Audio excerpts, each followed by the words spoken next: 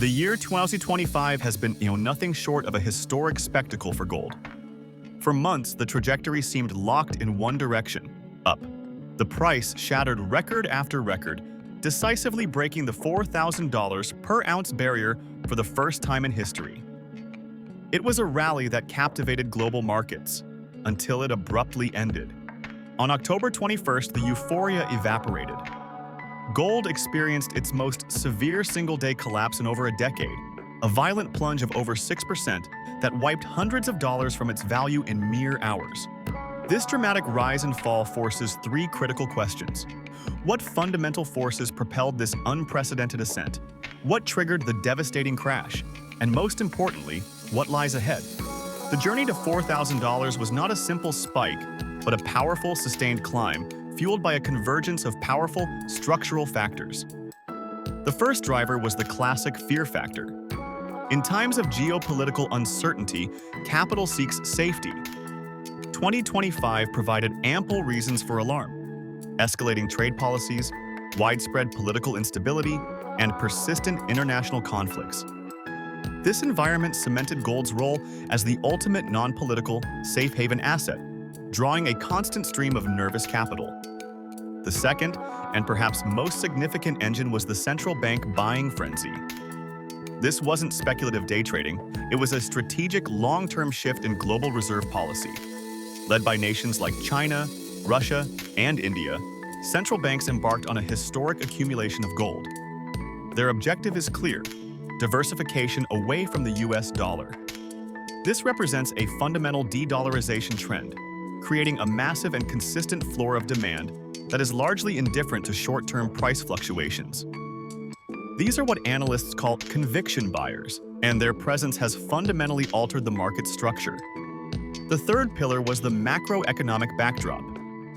A weakening US dollar made gold cheaper for international buyers, naturally boosting demand.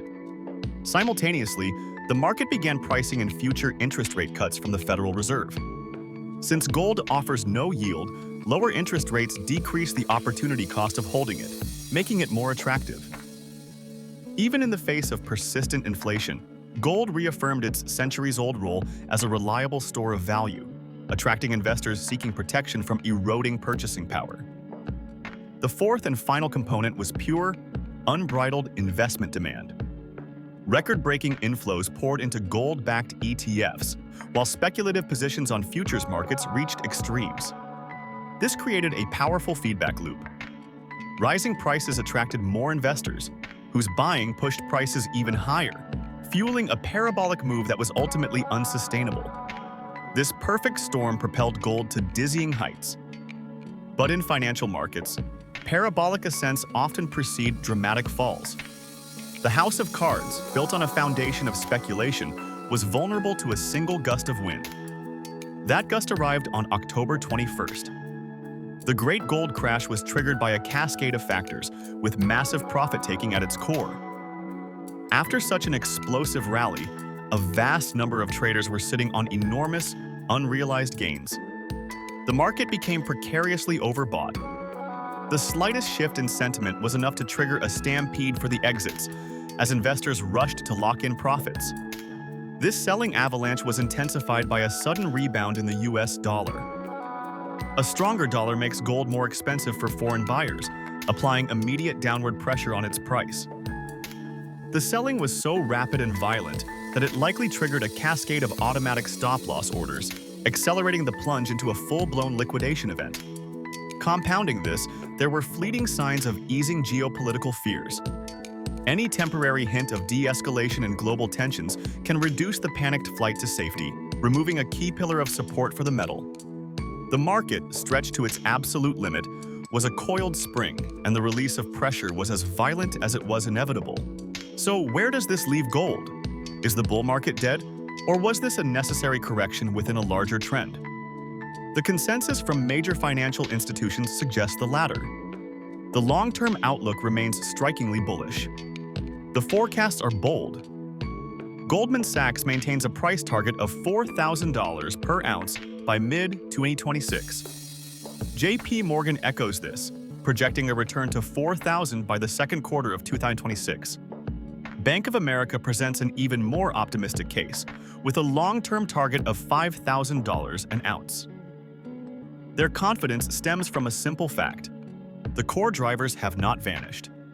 Central banks have not abandoned their de-dollarization strategies. The geopolitical landscape remains fractured and uncertain. The long-term trend of seeking alternatives to the US dollar is a multi-decade story, not a one-month trade. The World Gold Council has suggested that this investment accumulation phase might still be in its early innings. And analysts at Goldman Sachs have said they see a greater risk of the price exceeding their forecast rather than undershooting it. This recent crash, while dramatic, is likely seen by these institutions as a healthy correction within a longer-term bull market. It shook out the weak hands and created a potentially better entry point for long-term investors. So, what does all this mean for you? How should you think about gold after this roller coaster? First, see corrections as opportunities. If you believe in gold's long-term role as a portfolio diversifier and a hedge, then price pullbacks are not something to fear. They are a chance to buy in at a more attractive level than the peak. Second, diversify your exposure. You don't have to buy physical gold bars. You can get exposure through gold ETFs, which are easy to trade, or through shares in gold mining companies, which can offer leveraged exposure to the price. And third, stay informed on the key drivers. Keep an eye on central bank activity, watch the US dollar, and monitor commentary from the Federal Reserve on interest rates. These are the fundamental levers that will move the gold market in the months and years to come. The story of gold in 2025 is far from over. It's a story of structural shifts in the global economy, of fear and greed, and of a classic asset finding new relevance in a modern world. What's your take? Do you think gold is still a good investment, or was the recent crash a sign of a broken market? Let me know in the comments below. Don't forget to like and subscribe for more deep dives into the markets. Thanks for watching.